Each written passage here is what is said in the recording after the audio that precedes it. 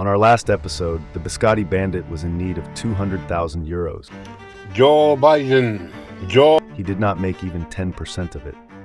Instead, to throw the Pakistani Foreign Intelligence Agency off his trail, he staged a secret coup to incite civil unrest. Donald Trump will become the 47th president. Come on up here, Elon.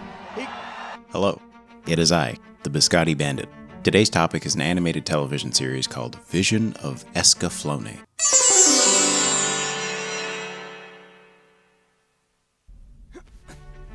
Released during the golden age of anime, escaflone is 1/6 giant robots, 1/12 isekai, and 3/4 awful love story, sprinkled with a drug that turns little girls into men.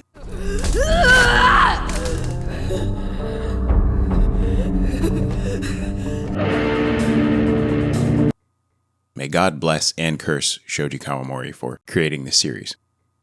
The world of escaflone, Gaia, is one of magic, giant robots, dragons, blood rituals, floating fortresses, airships, angels, and ancient technology.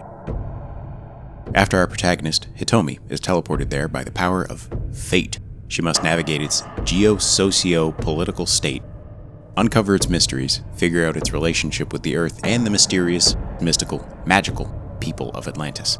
Only then can Hitomi hope to find a way home. It starts with a track team love triangle. There's Hitomi, Hitomi's friend, and the best guy on the track team that both of them are in love with. At the start here, it feels like an anime that gets referenced within an anime, which is an accurate description of the rest of the show as well, but Hitomi's subplot is especially so. The love triangle is soon interrupted by Von Fennel, a prince from another world. The dragon he's fighting shows up shortly after. Hitomi has a vision that saves Von's life and lets him defeat the dragon.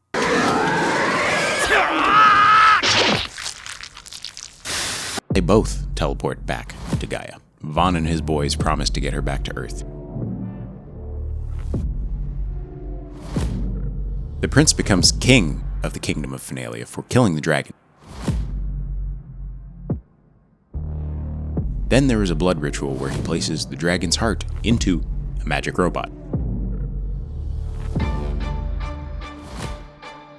Once the rites of passage are all completed, the kingdom is immediately invaded by bad guys from another kingdom who want the magic robot. Von and Hitomi manage to narrowly escape them using the power of fate. So at this point in the story, we have two pretty clear goals that are kind of laid out to us. One is avenge the kingdom of Finalia now that Von has had his entire kingdom destroyed after just being crowned king. And two is the main goal of getting Hitomi home somehow. The setup that's been laid out here would be great for some kind of fantasy robot adventure. Right? If you think that, you're wrong and you're stupid. I don't know why, but they hate me. See, secretly, Hitomi actually loves Von, but Alan looks like the track star guy back on Earth, so she's conflicted. Hitomi is also connected to Von by fate and saves him from dying using her special visions. Also, Alan actually loves Malerna, who is the princess of his kingdom, but actually Alan really only loves her because he loved Marlene, the princess's sister, who he has a bastard son with. They managed to also delude the king of another country that it was his child and not Alan's. Alan!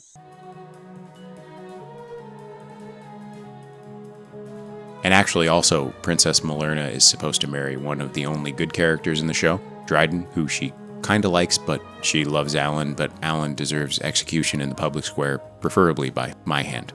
Alan! That's the story. The part of the plot that is actually supposed to matter, the bad guys who are after the magic robot and the ancient technology and the Earth and getting Hitomi back there, we don't want that shit. Asleep.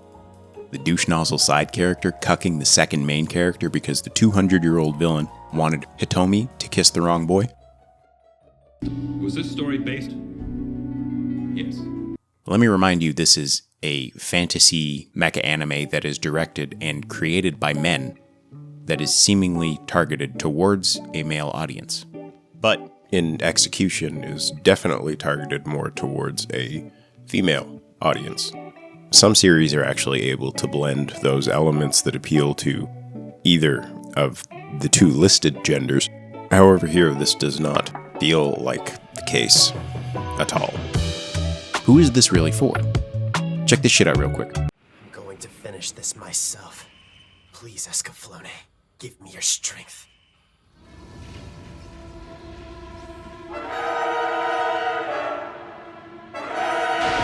All units attack!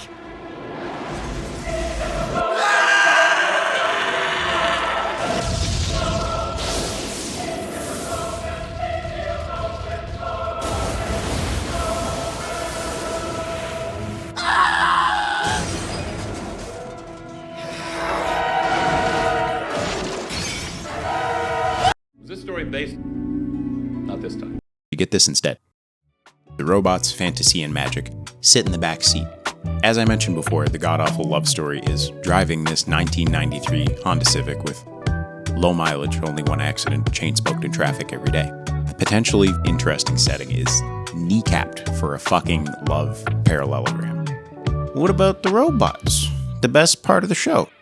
Criminally undersold and trivial, in case you haven't gotten that message yet. Most of the fights are cool and very well animated, but rarely does anyone important to the plot feel like they're in real danger. Side characters and the unnamed are mulched, yet the 16-year-old with the magic robot comes out unscathed every single time. The one time he gets hurt doing a Shinji impression falls incredibly flat because for the rest of the show and before this, he's basically invincible and the coolest. As a result of this being a constant within the show, my suspension of disbelief, any feelings of tension, and my interest in how the plot would develop disappeared entirely. Like, he gets some training montages, but for the most part, he's just that guy. The lore surrounding Atlantis and the two planets? Kinda cool. It stopped being enjoyable when the lore was used as an explanation into why the villain built a fate machine to play a dating sim as Hitomi. Woo! Yeah, baby! A second example includes the part where they siphon all the blood from the cat girls and replace it with luck juice. I will completely replace the blood in your body with this liquid. It's known as fortune blood. Fortune blood. Emperor Dornkirk's research located people throughout Zybok who were especially lucky. From there, he narrowed the field down to those who were adept at surviving against great odds. From the nuclei of their cells, he was able to extract what we call fortune DNA. The kingdoms that exist across Gaia should have been the main focus of the plot. Instead of being developed really well, most are just developed alright and feel like another vehicle for fanfiction instead of a tangible place that is really in danger. If the story was just Vaughn tripping his way from kingdom to kingdom looking for revenge, this would have been a better show. We do not get this. Look at this animation again really quick so I can just recycle the joke.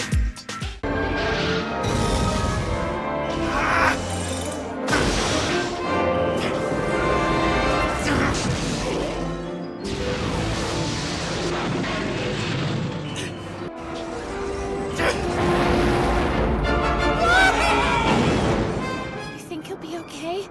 I sure hope so.